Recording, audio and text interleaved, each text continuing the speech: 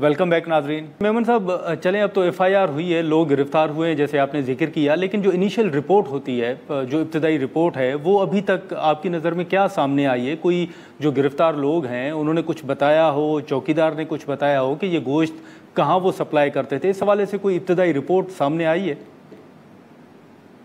नहीं, देखें, इस वक्त तक उसने कोई चीज़ ये अटर नहीं की कि वो इस बिजनेस का मालिक कौन था और ये कहाँ सप्लाई होता था। लेकिन यस, ये बात ज़रूर सामने आई है कि ये रिसेंट एक फैसिलिटी या स्लॉटर हाउस क्रिएट हुआ है अराउंड 2 वीक्स अगो। ये बात ज़रूर सामने आई है, बट हाउएवर इस सिचुएशन या इस फाइनलाइजेशन में भी हम नहीं पहुंचे, ना ही हमें उस इन्वेस्टिगेशन की में करते हुए को पता चला है कि ये किसका था और ये कहाँ सप्लाई होता था। ये दोनों चीज़ें अभी स्टिल अवेटेड हैं, इस पे डेली बेसिस पे, प्रायोरिटी बेसिस पे काम हो रहा है, तो इंशाल्लाह ज़रूर वेरी रिसेंटली आपके सामने ये बात लाई जाएगी। लेकिन साहब, साथ ही जो चीनी बाशिंदे जिसको गिरफ्तार किया गया है, उस हवाले से कुछ खबरें ये भी आ रही हैं कि वो विजिट वीज़ा पर पाकिस्तान आए हुए हैं। अब अगर ऐसी जो परमिट है, वर्क परमिट, अगर वो उनको नहीं है तो क्या फिर इंतज़ामिया कोई एम्बेसी को रीच आउट करेगी या आगे क्या लाए अमल होगा?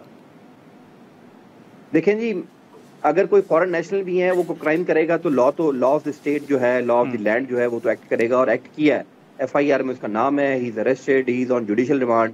तो एम्बेसी की तो बात की बात आती है, let's see the trial continue, और फिर अगर कोई बात साबित होती है तो फिर ज़रूर उस पर हम बात करेंगे। लेकिन मेमन साहब, अब आखिर में सिर्फ मुख्तसरन ये बताइएगा कि इस्लामाबाद के लोगों को परेशान होने की आपके मुताबिक ज़रूरत नहीं है? मैंने देखें जी, बिल्कुल परेशान ना हो। फूड अथॉरिटी बिल्कुल एक्टिव है।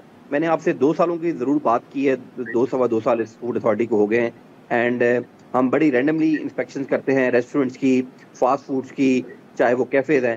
कहीं कोई हमें ऐसा जो है ना एविडेंस नहीं मिला जिसमें जो है वो हम ये कह सकें कि हराम गोश्त वहाँ बिक रहा हो या कुक होके लोगों को दिया जा रहा हो।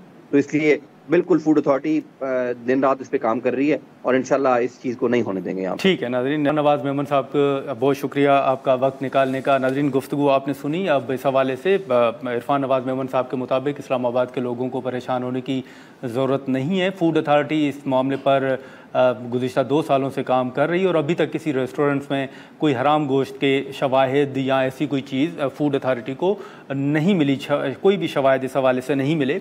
इससे पहले जो पॉलिटिक्स के हवाले से हमने गुफ्तगू की, अब उस हवाले से कुछ खबरें, जैसे मैंने कहा कि खान साहब के बेटों के हवाले से आ रही हैं, लेकिन अभी तक उसकी तस्दीक जो है वो सामने नहीं आई। अभी तक जो इजाज़त है नामा है वो पंजाब हुकूमत की जानिब से पीटीआई को मिलना है, लेकिन अभी तक जो तहरीक को लीड करने के हवाले से पार्टी के अंदर एक कन्फ्यूजन बज़ाहिर सामने आ रही है, उसका फ़ैसला भी शायद ये इम्कान ज़ाहिर किया जा रहा है कि अपोजिशन अलायंस की एक कॉन्फ्रेंस और एक अहम इजलास भी होगा जिसमें यह हतमी फ़ैसला किया जाएगा, या आगे का जो लाहे अमल है उस हवाले से कोई हतमी फ़ैसला सामने आ सकता है।